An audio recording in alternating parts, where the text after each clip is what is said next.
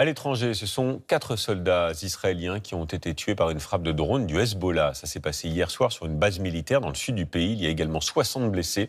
Et cela alors que le ton se durcit entre le Premier ministre israélien, Benyamin Netanyahou, et l'Europe après un accrochage avec des casques bleus. Anaïs Anquet avec Offset Nalbandian. La panique devant l'hôpital de Haïfa. Sur ce brancard, un soldat blessé par une frappe du Hezbollah. Toute la nuit, ambulances et hélicoptères ont été dépêchés vers la ville de Benyamina, au nord d'Israël.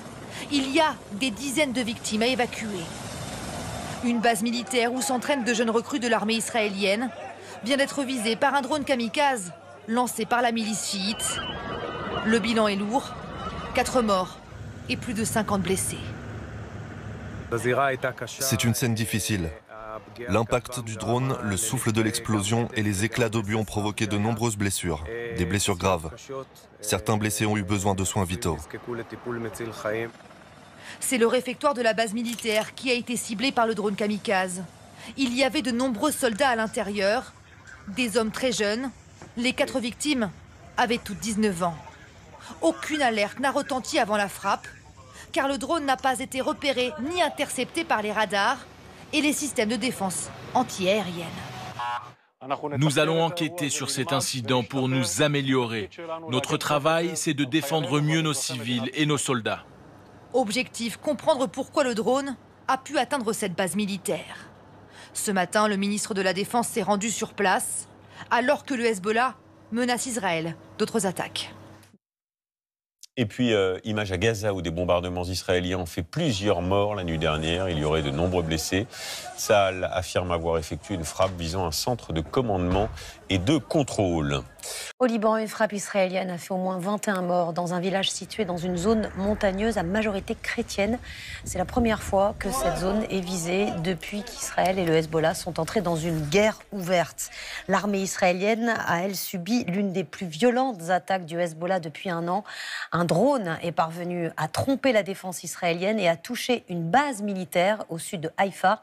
4 soldats israéliens ont été tués, 7 autres très gravement blessés.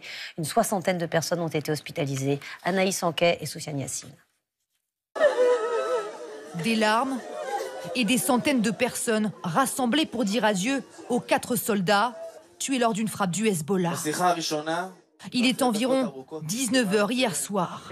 Un drone vient de frapper ce bâtiment. Le plafond a été éventré. Il s'agit du réfectoire de la base militaire de Benyamina, dans le nord du pays. Dehors, c'est le chaos. Il y a plus de 50 blessés évacués vers les hôpitaux de la région. Un bilan lourd, car il n'y a pas eu de sirène d'alerte avant la frappe. Nous allons enquêter pour comprendre pourquoi les sirènes n'ont pas retenti alors qu'un drone s'est infiltré dans notre espace aérien et a frappé cette base. Une attaque qui fait la une des journaux avec ce titre, la catastrophe. Et cette question, comment un drone a pu atteindre le sol israélien sans être repéré? Selon les experts, le Hezbollah a lancé simultanément des roquettes, des missiles et des drones, ce qui a pu perturber les radars israéliens et saturer le ciel. Le Hezbollah teste nos capacités. Ils apprennent de nos erreurs et ils apprennent aussi de nos succès. Ils utilisent toutes les tactiques possibles pour perturber nos radars, perturber notre système de défense aérienne et créer la confusion chez nos opérateurs de radars. Autre explication, les drones sont plus compliqués à repérer que les missiles à cause de leur taille et de leur forme. Résultat, en juillet dernier déjà, un drone lancé depuis le Yémen avait réussi à atteindre et frapper Tel Aviv.